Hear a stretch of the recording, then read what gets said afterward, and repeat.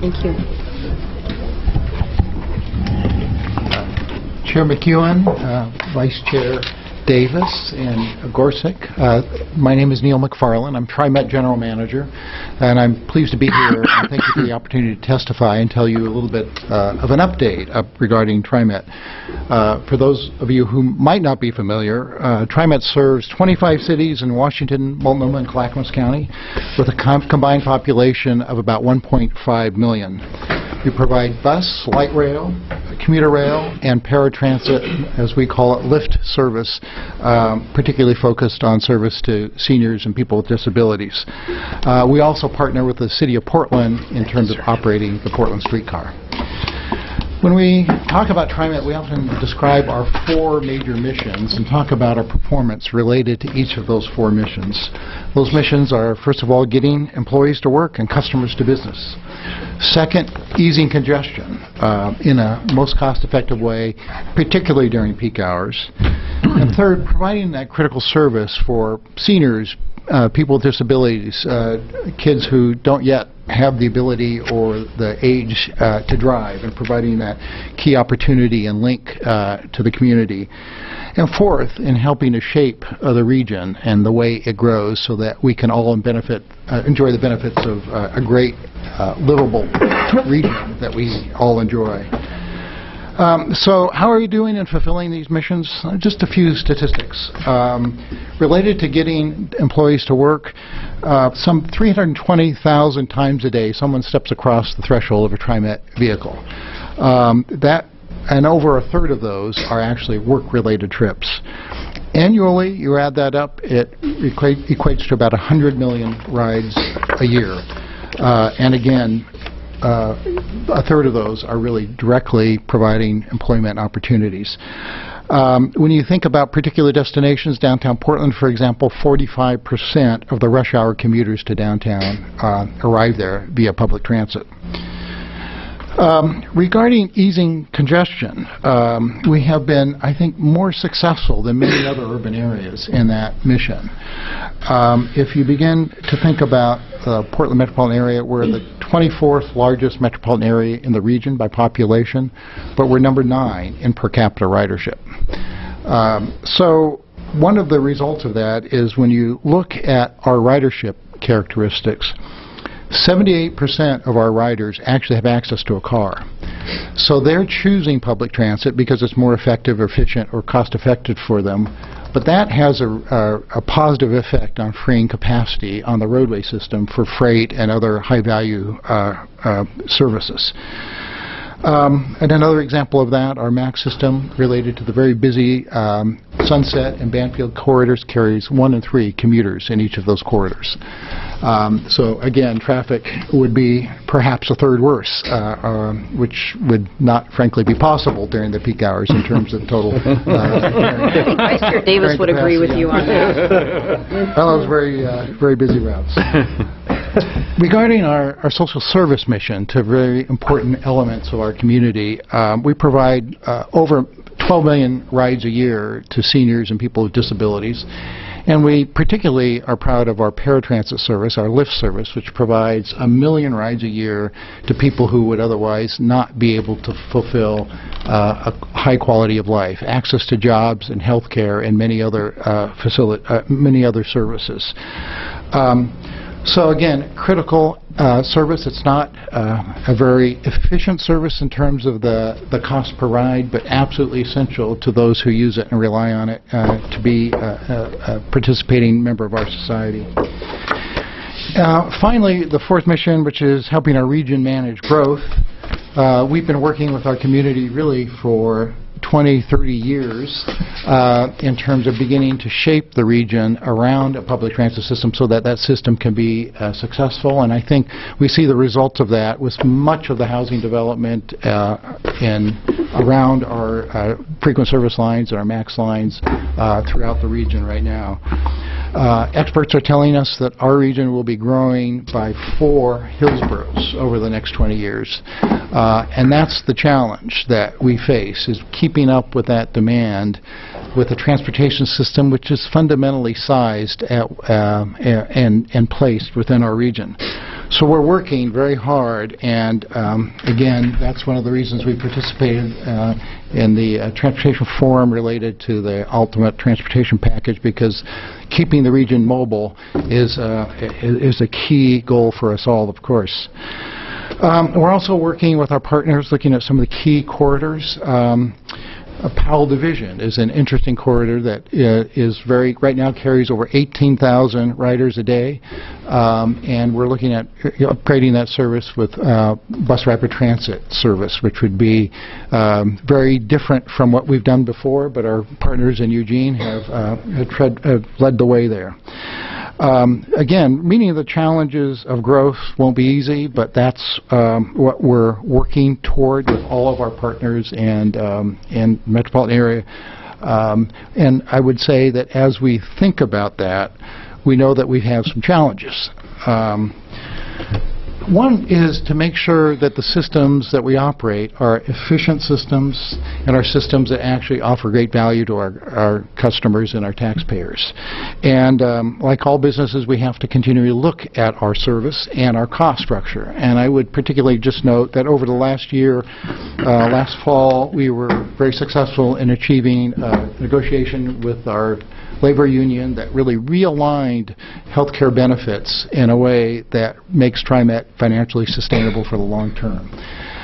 This chart that you see shows a red and blue line that actually was the trajectory we were on given the current benefit structure we had prior to our settlement. We've moved up to a very flat now green line that begins to show that we have the ability to manage around a sustainable line of service. We've also adopted a strategic financial plan. The board has put a great deal of attention into that in terms of how to address long-term objectives related to legacy benefits, but also thinking forward about the capital replacement needs of the system over the long haul. Again, one of our challenges is continuing to refresh the system and the capital facilities in the system over the long run and keep everything in a state of good repair. With our yes, sir. Vice Chair Davis. Thank you, Chair, and thanks. This is very interesting. You're well aware that there have been concerns from former members of this committee about, I think, unfunded pension liability was a concern. Does this chart include that piece? Yes. And does it include potential capital expenditures as well? Yes, it does. And matter of fact, the reason this line perhaps wiggles around the axis is that capital is not always smooth. Mm-hmm. So, for example, we think ahead to the 2026 is the year that our first light rail vehicles turn 40, which is the replacement cycle for light rail vehicles. So there are a great deal of cost associated with that. So you begin to see us beginning to manage that in different ways. But all of that is included in this financial forecast. That's great to hear. Thank you. And the quick bump that we see looks like at 15, where the green line sort of hits stability. Could you talk about how did we get there? How do we all of a sudden jump to stability in a very short period of time? Because, frankly, there was very constructive and pretty dramatic change in the union contract, particularly related to health care. And there was this was actually a long, hard slog and a negotiation, but at the end of the day, I think everybody felt really good about the outcome of it. It was approved, in my understanding, by a very large majority of the union workforce. But it includes moving to sort of a standard 20% co-insurance plan with deductibles and employee participation and premiums. More detail than you probably want, but the number one is that those cost changes were quite dramatic and allowed us to move to a point of stability. But I would also have to really say that part of, and where I was sort of going to go next in these remarks, is that as the economy has begun to rebound, so does the payroll tax, which is our basic revenue source. And so that all boats rise with the rising tide, and we're one of those boats in this case. Thank you. Sir, how long was the contract that you negotiated? What's the end It date? was 4 years. 4 years. Although 1 year had already passed, so 3 years prospectively. Okay, in the thank future. you. I think Vice Chair Gorsuch had a question. Well, and actually, I just want to step back. So earlier we were talking about Powell Division as well. Another corridor that's of interest to folks like Representative Doherty on the west side is Barber Boulevard. Yes. Do we have a similar sort of idea maybe for Barber Boulevard, or is it still in the kind of Still in the thinking planning stage? and thinking stage. And one of the things I would like to note is that we are key partners with Metro and the City of Portland and the other jurisdictions, Washington County and the major cities there, in that effort. And it is a planning effort at this stage again. Both bus rapid transit as well as potentially light rail are on the table, and the schedule is that as we move through these planning studies, by about the end of the year, we're at a more formative stage where we're in a position to begin to describe what the recommended project might be. Okay, thank you. Very good. Other questions? Please continue. Well, let me just note with that we have made a great deal of progress both in the cost structure and with a improving economy, and I'm pleased to be able to report to you that we actually will be at a higher level of service in our region in 2015 than we were before the Great Recession, just barely. So we have been able to bridge the service reductions that we had to make during the years of the Great Recession and begin to add back particularly some very effective service. And one of the things that we do are very proud of is that our service is very heavily used, and so the statistic that you see illustrated here begins to describe that in terms of boarding rides per hour, we're a very effective system, and compared to our West Coast major transit peers, we're somewhere between 17 and 20%. I'm not remembering the exact number, better than many of those other systems. The other thing we've been able to do, mention this briefly, is turn our attention to the capital. We have been on an accelerated program of replacing buses. This year alone, we'll have about 65 new buses brought into the fleet. By the end of this year, all of our fleet will be low-floor, air-conditioned, and we'll still have some, as we call them, orange stripe buses. Most of the buses will be new, and the base fleet will be a very high-quality service. And as I noted, our first light rail line will soon be 30 years old, and it's a rail line that, as you all know, is used very hard and very frequently. And we are beginning to invest in both rail replacement as well as platform rehabilitation related to sort of maintaining, again, a good state of good repair throughout that Blue Line corridor. As I mentioned, we're expected to grow by 4 Hillsboroughs in the next, that's about 260,000 jobs. And one of our particular challenges is meeting the demands of the employers in the metropolitan area for mobility and getting their employees to work. The Portland Business Alliance Cost of Congestion study tells us that with growth we can expect to see almost a 50% increase in car trips and a 75% increase in truck trips by 2040. And even with committed and existing projects underway, we would expect to see with that a 3-fold increase in congestion. And so that's not the future that we all want to see. And that growth will put enormous strain on our transportation system. And that's why we are obviously very much interested in a balanced transportation package, both roads and transit, because that's the way we solve problems in the metropolitan area, is to make sure that we provide that choice.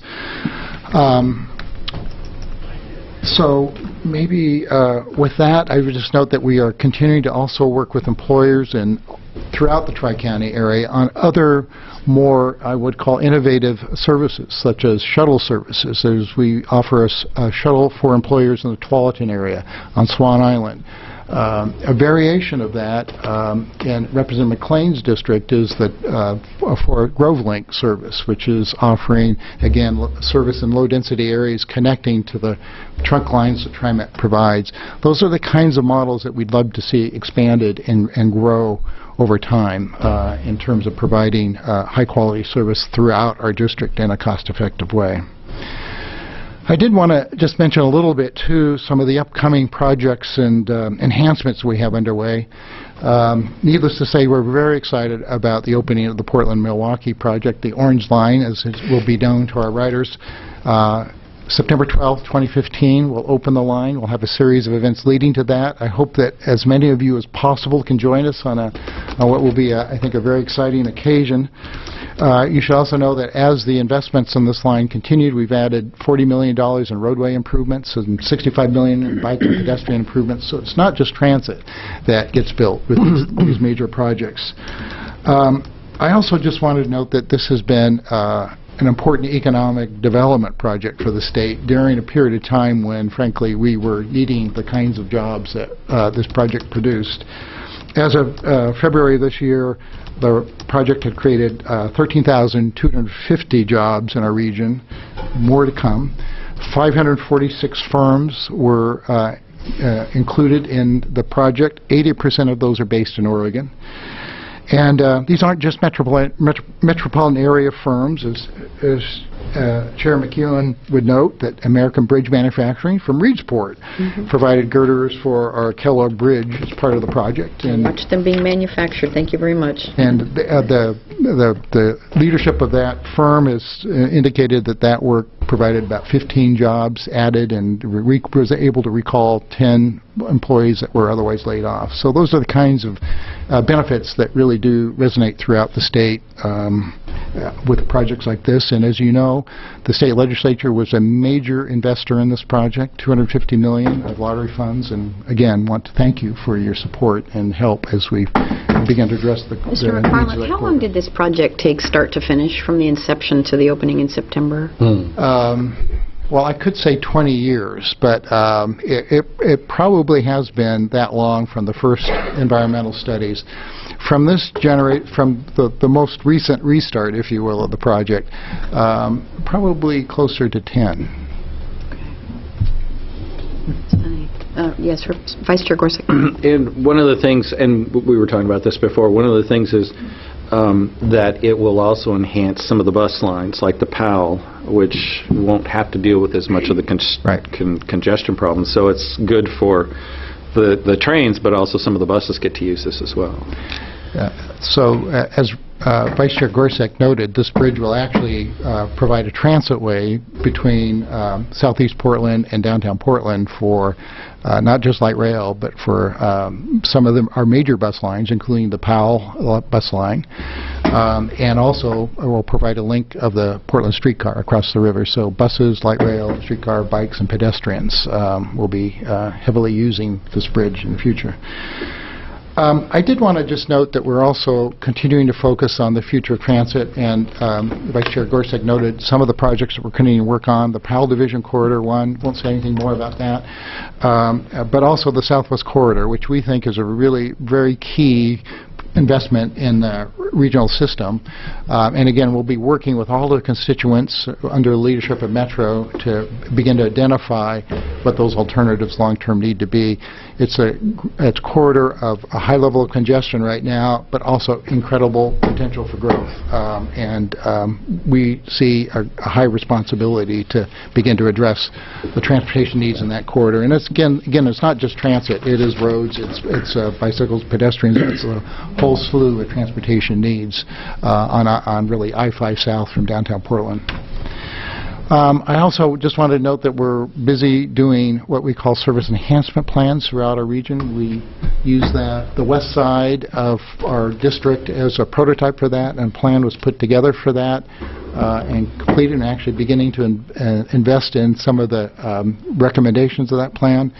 We'll soon have a plan done for the southwest sector of our region, and at the same time doing the rest of the district as well. And that's a process where we actually work closely with major employers, employer groups, chambers, local officials, community organizations, as well as citizens, in trying to define what the future of the transit system in their neighborhoods and areas and cities should be. And so that process has proven very effective in terms of beginning to get real focus on what transit improvements need to be in the future.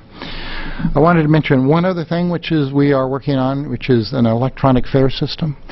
We have been one of the first systems to actually move to some level of smartphone-related payment. That's been a very popular device as we've, with a local firm, developed a payment app for smartphones, which now contribute about 10% of our overall fare revenue.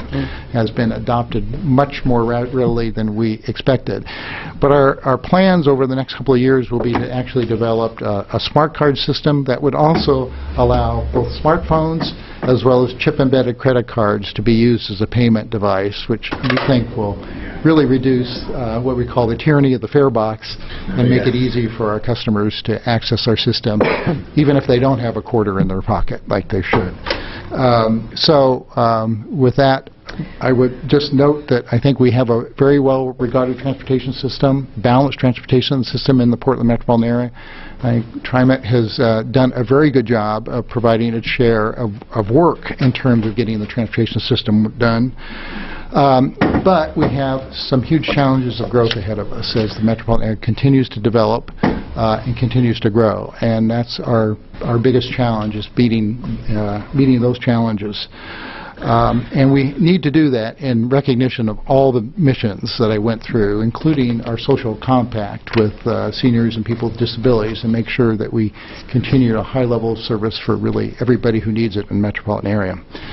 So we're excited about that opportunity, and I really am very grateful for the opportunity to present a little bit of this information to you. Thank you. I think Vice Chair Gorsuch has a question. Yes, I am the transportation freak here, especially for trains and buses, so sorry.